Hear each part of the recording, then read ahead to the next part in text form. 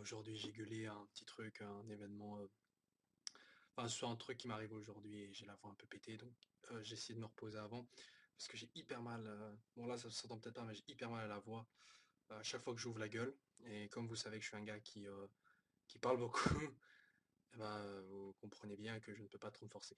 Mais on va essayer de rester bref. Sur ce chapitre qui, normalement, m'aurait fait gueuler, croyez-moi, m'aurait vraiment fait gueuler, hein. J'ai évité de faire un reaction live parce que, franchement, ouais. Donc pourquoi ce chapitre m'a déçu? En fait, ça fait longtemps qu'on n'a pas eu un combat singulier, déjà qui prenait autant de place. Mais je crois qu'en fait c'était fait exprès parce que ce combat en fait est le pilier principal de ce mini arc de ce tome. Donc en gros la partie père et fils. Et je trouve que de toute la partie pour l'instant c'est la plus nulle. Enfin, oui non c'est la plus nulle. Alors pour plusieurs raisons. En fait, premièrement, la manière dont se termine ce combat. Alors, je sais, Grey a gagné, et encore une fois, en fait, il a gagné sans power-up réel. C'est-à-dire qu'en gros, il allait utiliser la Shield dans ce chapitre-ci. Et le truc, c'est que, voilà, on s'était tous attendus à ce qu'il utilise peut-être la Shield et que quelqu'un l'arrête, mais non, il s'est arrêté tout seul. Donc, vu le titre du chapitre, effectivement, vu le titre du chapitre, effectivement, celui-ci, donc c'est vite rappelé comme quoi il devait pas se tuer. Je pense qu'on avait déjà prévu le coup, donc au final, il l'a pas fait. Et c'est amusant de voir à quel point celui-ci a pensé à Juvia juste avant que celui-ci meure. Il a pensé à Juvia qui fait Grey-sama. Putain, faire la petite voix aiguë, ça le fait pas. Donc, que Juvia fasse sa petite voix pour appeler Gray. Et donc, Gray, justement, lui-même, donc, a tout de suite, tout seul compris que c'était pas la bonne chose à faire. Et donc, de ce côté-là, il avait effectivement raison. Alors, mais là où je dis pourquoi, là où je veux dire que ce combat, à la fin de ce combat était pas tip top, en fait, c'est que je sais pas pourquoi, hein, peut-être vous aussi l'avez ressenti, mais en lisant juste le fait que Gray batte Silver avec une sorte de boule d'acier, je sais pas qu'il a trouvé par terre en évaporant en fait la glace. Moi, j'étais là, ouais, ok, c'est tout. Enfin, je m'attendais, je sais pas moi, en général quand Grey termine ses combats, c'est avec glace, avec des super attaques de glace ou quoi. Mais je sais pas, le coup de la boule en acier, je sais pas, ça correspond. Non, c'est bon. Je sais ce que vous allez dire, d'accord. Silver techniquement était insensible aux attaques de glace, c'est vrai. Mais je sais pas, quelque part, moi je me disais, il va trouver une astuce ou quoi. Bon, en fait non, c'est bien trouvé, mais je sais pas, ça manquait de peps la fin du combat. C'est qui est dommage, c'est qui est dommage. En fait, c'est comme je sais pas, moi c'est comme si Naruto actuellement dans le manga arrivait à vaincre l'ennemi final avec je sais pas moi un shuriken. Je veux dire, on s'attend tous à ce qu'il le batte avec sa technique finale, la plus puissante favorite, j'en sais rien. Mais bon, c'est comme ça dans la manière logique des choses, Mashima donc a suivi sa logique. Alors autre chose dans ce combat qui m'avait un peu surpris, c'était cette permutation qu'il y avait. Une permutation à la Naruto, c'est-à-dire les clones de glace et donc Grey pardon qui le remplace. Parce que vous savez, les techniques de permutation, en gros, c'est quoi? C'est donc l'utilisateur qui est là et en fait, comme le nom de la technique, permute sa place avec un objet, une coquille vide, un tronche, n'importe quoi, ou même un clone, voilà, je sais pas. Et justement, c'est comme ça que l'adversaire, c'est en gros une sorte de technique spatio-temporelle ou dimensionnelle, appelez ça comme vous voulez, ou dans une petite distance où justement l'utilisateur évite une attaque en permutant sa place. Et ici, Gray, ce qu'il fait, c'est effectivement donc ce truc-là. Mais le truc, c'est que Gray n'est qu'un mage de glace. Et en général, même dans d'autres mangas, quand il y a des techniques de permutation avec des clones élémentaires, genre des clones de feu ou des trucs comme ça, en général, c'est parce que l'adversaire est assez rapide et assez rapide justement en un flash, utilise la technique pour créer un clone lui-même et vite se déplacer à vitesse extrêmement rapide, ce qui échappe à l'adversaire évidemment aux yeux du lecteur de manière logique.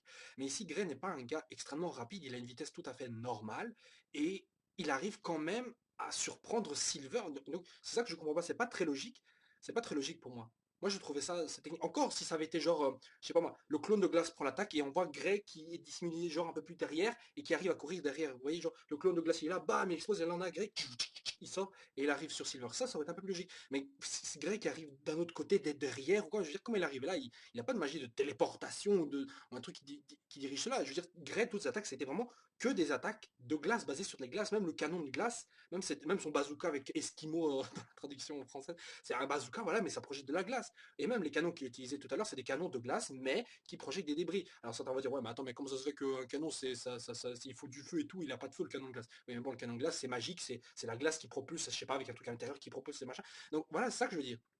Et fait une impulsion parce qu'avec sa magie, Grey peut, je sais pas, stopper la glace, soulever de la glace ou un truc dans le genre. Et donc ça, ce serait encore logique. Mais le fait que celui-ci arrive à changer de place comme ça avec un clone, je veux dire, et en plus ces clones de glace qui ont les mêmes blessures, enfin les blessures qui peuvent simuler ça, il n'y a pas ça. Il n'y a pas ça. C'est ça que je comprends pas. Le verre d'eau, c'est pas grave, parce que sinon je n'arrive pas à parler. Et donc, ça, je comprenais pas trop. C'est un petit manque de cohérence, je trouve. Et Gray aurait pu utiliser ce bordel-là depuis, enfin, depuis très longtemps, même depuis dans le tournoi, il aurait pu l'utiliser, hein.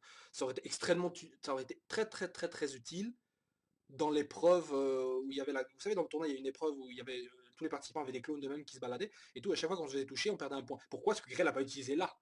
Je veux dire, ça, c'était, cette technique de permutation aurait été le truc parfait, aurait été le truc parfait pour justement cette épreuve-là. Mais il l'a pas fait. Et pourquoi ici il le fait?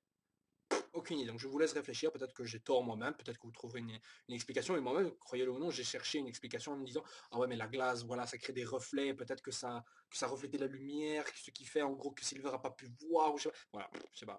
J'ai essayé de trouver, mais j'ai pas réussi effectivement donc vraiment trouver une solution au final assez cohérente. Bon, alors le deuxième point pour lequel ce chapitre est pas tip top, c'est, je crois, la fin du chapitre où on apprend au final que selon Gray, Silver ne serait donc pas Deliura, mais juste le père donc de Gray, donc Silver Full Booster. Et autant dire que d'un côté, ça me surprend pas tellement parce qu'en fait, ça justifie les élans de gentillesse que celui-ci avait envers les membres de Fairy Tail. Enfin, et en même temps, je veux dire, en fait, non, au final, ça explique pas tellement, mais le fait, dans ma tête, je me suis dit, attends, si Silver c'est le père de Grey, c'est qu'il est un peu gentil, donc c'est un peu normal qu'il soit gentil avec les gentils, même s'il n'y a pas vraiment de sens dans ma tête, ça avait un peu de sens, vous voyez. Mais que Silver soit Deliora, je veux dire, pourquoi est-ce que Deliora serait sympathique encore avec les héros? Ça a aucun sens par contre. Alors ici, pourquoi, si c'est vraiment uniquement le père de Grey, pourquoi a-t-il fait le méchant? Pourquoi a-t-il fait ça jusqu'ici? Pourquoi?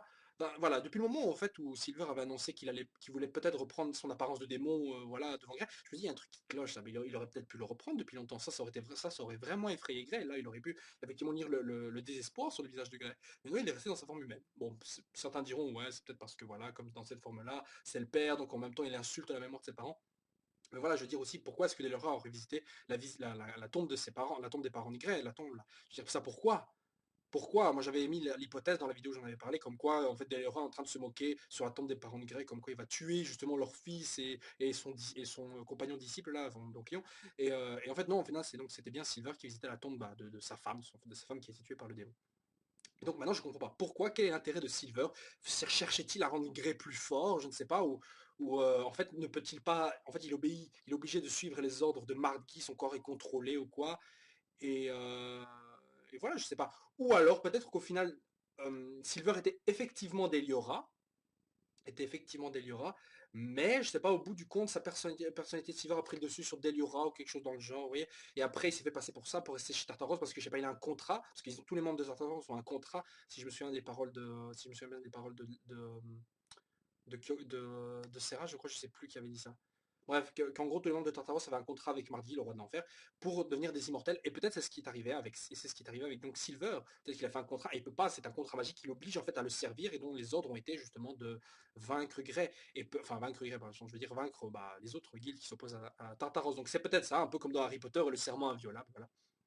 Enfin, autant vous dire que voilà, de toute façon, ce genre de révélation m'a pas vraiment choqué. Le truc qui me choque, c'est genre quand j'apprends, je sais pas moi, que le doubleur français de Broly dans Dragon Ball est le même que celui de Trunks, ou le doubleur français de Krillin est le même qui double Sailor Mars dans Sailor Moon, ou même que le doubleur français de Son Goku est le même que le doubleur français de Angel Angel dans la série Angel ou dans Buffy contre les vampires si vous connaissez pas. Et autant dire que moi ça m'avait choqué quand j'étais gamin. Mais bon, ça c'est le genre de révélation donc, qui me choque pas vraiment. Et je pense qu'on aura effectivement d'autres révélations plus ou moins importantes par la suite, parce que là, je veux dire, ce combat, il a perdu un peu d'intensité. Ça aurait été intéressant que Grey, en fait, au moment où il lance l'Ice Shield, en fait, donc se fasse contrer par Silver et Grey se fasse geler par l'Ice Shield. Ça aurait été intéressant. Grey qui est prisonnier de la glace, je vois bien qu'il pleure la statue de Grey qui, je sais pas, moi, essaie de, voilà, s'il vous plaît, aidez-moi, aidez-moi, aidez-moi. Et, euh, et après, pour sauver Grey, je sais pas, il faudrait une flamme terriblement puissante. Natsu qui essaie de le sauver, mais il n'y arrive pas. Alors après, il y a Lion qui arrive, ouais, il faut utiliser les gouttes de lune et tout, hein, le même plan que j'ai fait l'autre fois. Mais ça prend trop de temps. Et alors là, je sais pas, Natsu qui atteint le Dragon Force avec une flamme surpuissante. Et là, arrive avec ses flammes de dragon à dissiper la magie de Demon Slayer, ou la magie de glace de Grey, je sais pas. Donc sur ce coup-là, je vois pas ce qui aurait pu au final vraiment se produire, mais que Silver meurt comme ça, je trouve ça un peu dommage. Mais bon, je ne vais pas. Je ne vais pas non plus trop me plaindre parce que voilà, c'est bon. Mashima d'ailleurs avait prévu, pour ceux qui ne savent pas, avait annoncé comme quoi il était en train de rédiger enfin, un chapitre extrêmement romantique, enfin, je ne sais pas, soi-disant romantique. Et je me suis dit, ouais, au moment où il a dit ça, c'était qu'il avait des chapitres d'avance. Donc ça veut dire qu'en gros, il a écrit ça au moment où certainement cette partie-ci du combat était terminée, ou même la partie de l'arc suivant. Donc il est possible que ce soit un chapitre après ce combat-ci où Grey retrouve Julia, Enfin bon, je vois pas comment un chapitre peut être romantique déjà parce qu'il faut installer une ambiance et tout, et je vois mal dans quel endroit, dans les débris du Pluto Grim, ça on peut trouver ça romantique. Enfin, soit je ne vais pas essayer de comprendre, je vais juste lire et m'attendre à essayer d'avoir de la surprise, voilà. Alors pour le reste, on n'a pas vraiment de grosse progression, on a juste vu un petit passage vite fait au niveau de Wendy également, que j'avais oublié, que j'avais presque oublié. Wendy, d'ailleurs, je trouve qu'au final, sa coupe avec les cheveux courts, en fait, ça lui fait surtout une super grosse tête, et ça lui accentue en fait son côté gamin, alors que voilà, enfin, je sais pas. Bon, j'imagine qu'en fait, le changement de design au niveau du look de Wendy, en fait, est surtout dû au fait que les cheveux longs, en fait, se rapprochent beaucoup d'Erza, je trouve, de temps en temps, se rapprochent beaucoup, beaucoup, beaucoup d'Erza. Je crois que les cheveux courts, c'est surtout histoire de faciliter peut-être le dessin aussi, Wendy, parce que parfois on essaie de justifier ses coupes avec les quads et tout. J'imagine que c'est assez compliqué pour l'auteur, alors les cheveux courts doivent être certainement beaucoup plus simples à dessiner. Et en plus de ça, ça fait un petit côté plus frais. Et surtout, encore une fois, ça fera certainement un plus gros contraste en fait avec son Dragon Force, où elle a les cheveux certainement qui vont repousser et devenir roses. Hein, j'oublie pas d'ailleurs, n'oublie pas ce que j'ai dit, hein, comme quoi c'est un peu bizarre que Wendy en mode Dragon Force ait les cheveux roses, un peu comme Paul Yushka, qui avait aussi les cheveux roses, qui est, je rappelle en même temps, la version Edolas de Grandin, qui est également le Dragon Slayer dessus, qui a appris à Wendy son truc. Donc je sais pas, il y a un truc, il y a un lien là-dessous. Hein. Il y a un lien quelque part. Bon, certains vont dire, ouais, mais Meredith, là-dessous aussi, ont les cheveux roses et tout, voilà, c'est rien de magique. Enfin, oui, d'accord, c'est vrai, mais je veux dire, il y a certainement un lien quelque part. Pourquoi des cheveux roses? Il aurait pu avoir des cheveux mauves, tiens, pourquoi pas. Bref. C'est comme ça, bon. D'ailleurs, en fait, j'avais appris qu'il n'y avait donc pas uniquement un spin-off qui va sortir la semaine prochaine, donc celui de Mavis qui va sortir la semaine prochaine. Et j'ai vu quelques images d'ailleurs du, euh, quelques images donc, du futur chapitre sur Mavis, donc Fairy Tail Zero du spin-off là qui va sortir. Et je sais déjà comment ça va se passer. Je sais parce que j'ai vu les quelques pages et visiblement en fait Mavis commence son aventure, son histoire comme étant une toute petite fille qui est en fait une sorte de femme de ménage comme ça. Dans une vieille guilde où elle s'est toujours gueulée dessus. Apparemment, elle essaie d'apprendre la magie, elle est intéressée par la magie, mais il y a tout le monde qui lui gueule dessus en disant qu'elle est bonne en rien, quoi. Enfin, bref, ça débute comme ça. Donc j'ai hâte de voir la suite. Voilà. Et il y avait donc pas ça, il y avait aussi le spin-off de Grey qu'on va voir, ok. Mais il y a également deux autres histoires. Alors, une autre, j'ai oublié, c'était laquelle, malheureusement, il n'y avait pas tellement d'infos. Je crois que c'était un truc sur les filles de Fairy Tail. Et l'autre, en fait, se consacre uniquement sur Wendy. Mais c'est certainement pas à cause des fans Loli, du Lolicon, ça, de Wendy. Voilà, c'est la petite fille, gna gna gna, un truc qui s'approche beaucoup des limites des Magical Girls, quoi. Enfin, c'est un truc très très populaire au Japon, et nul doute que c'est tout à fait alors justifié que Wendy et son aventure originale. Ça me fait rappeler d'ailleurs que je vais bientôt faire une vidéo qui fait une mise au point en fait sur tous les épisodes qui sont sortis dans l'anime Fairy Tail jusqu'ici. Ils sont sortis jusqu'ici, en fait j'ai attendu que toute la saison, enfin tous les épisodes qui couvraient le premier opening par exemple se soient terminés, parce que là on enclenche la deuxième partie de l'arc, enfin de l'arc des grands jeux magiques en animé, et autant dire que j'ai beaucoup de choses à dire dessus. Voilà, donc on se retrouve la semaine prochaine pour le prochain chapitre de Fairy Tail, et également, je crois, Fairy Tail Zero, qui était dessiné pour être publié le 17 juillet, ce qui fait maintenant techniquement 6 jours, enfin voilà, on va compter ça comme ça. Donc à la semaine prochaine, quoi. Voilà. Sur ce les gens, ciao ciao. Bisous.